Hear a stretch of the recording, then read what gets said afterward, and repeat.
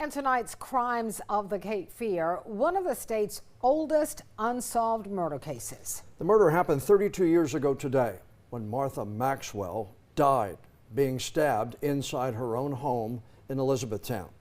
WECT's J.C. Caldwell sat down with two of Ms. Maxwell's daughters who still yearn for answers as to what happened that day. J.C., another year gone by, still no justice for the family. Right, John, and even over 3 decades later, it still feels like only yesterday for Maxwell's family, who say it's simply something you don't just get over. In Elizabethtown on Blue Street sits this house. It's still where Hilda Faye Cromartie lives today, and where her sister Cynthia still visits often, even though their home sweet home was once anything but.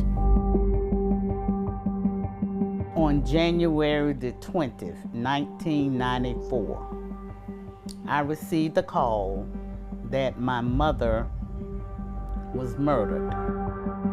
She was found murdered right there in the middle of this floor, dead. Martha Maxwell was their mother. Investigators say someone got inside her home and stabbed her several times in the chest and neck. The autopsy report also says Maxwell suffered wounds on her hands, possibly from fending off her attacker. It hurts. Hilda Faye was here that day.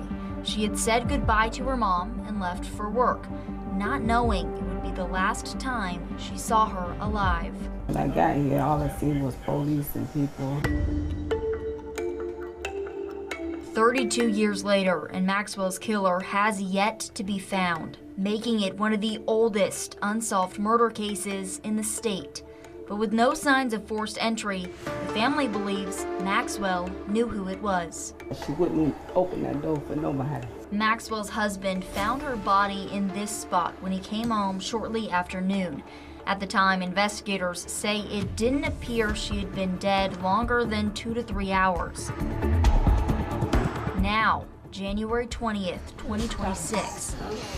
Who cares this happened to? The family tries to continue on with life, but Maxwell's picture still hangs on the wall, and one question still haunts them. Who did it?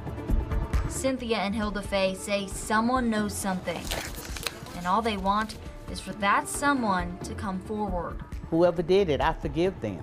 Whether they are alive or deceased, I forgive them. But we just want justice and closure. Within the last few years, the governor's office increased their reward from $6,000 to $25,000 for information leading to the arrest and conviction of whoever is responsible for Maxwell's murder. J.C. Caldwell, WECT News.